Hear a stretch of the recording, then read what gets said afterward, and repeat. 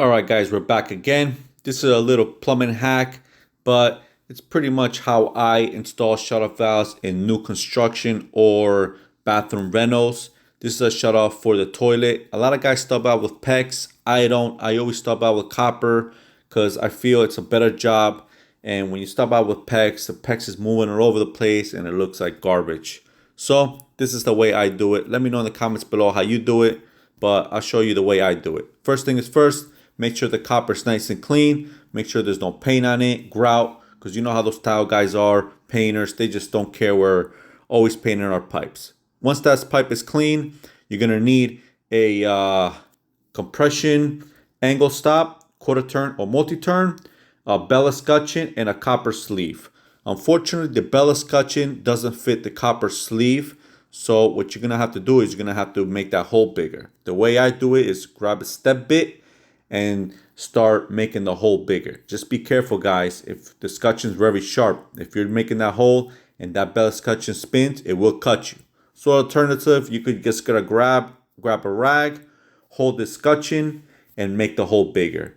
When you're making the hole, go slowly, because if you make that hole too big, it's not gonna hold the escutcheon in place and it's gonna look like garbage. The trick is make sure the escutcheon holds the sleeve on its own and it's not wobbly. Once you got that all set up and it's nice and tight, slide the sleeve up.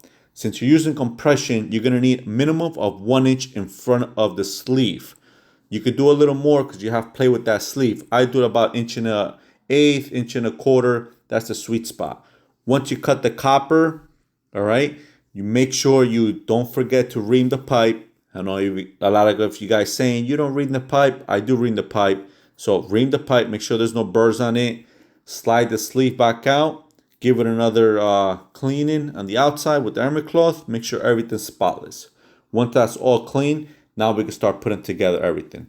Slide the sleeve, slide the bell escutcheon, and get your compression valve. Angle stop, either multi-turn or quarter turn. It's still going to work the same. I'm a multi-turn guy like you guys know.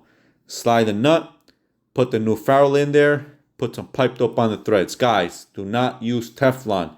I see this mistake all the time. I'm not sure if it's professionals. Most likely it's just homeowners.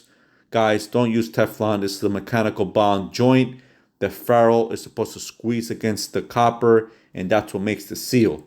So a little pipe dope, just put it on the threads just to make the threads go smooth and tying up that nut. Snug, not super tight, just snug enough that it's going to hold the ferrule digging into the copper, and that's what's going to prevent the leaking. Let me know in the comments below, what do you guys do for your shutoff valve for the toilet? If you stub out in copper, do you leave the copper exposed, or you do something like I do? All right, this is a good thing because if you have to replace this in the future and you have to cut the copper, you have about 3 inches to cut in case you could do a mistake or the nut, it's not coming out, and you don't have to use the ferrule remover. If you live in North Jersey, need some plumbing work done, residential or commercial, let us know. We'll take care of you. See you on the next one. See ya.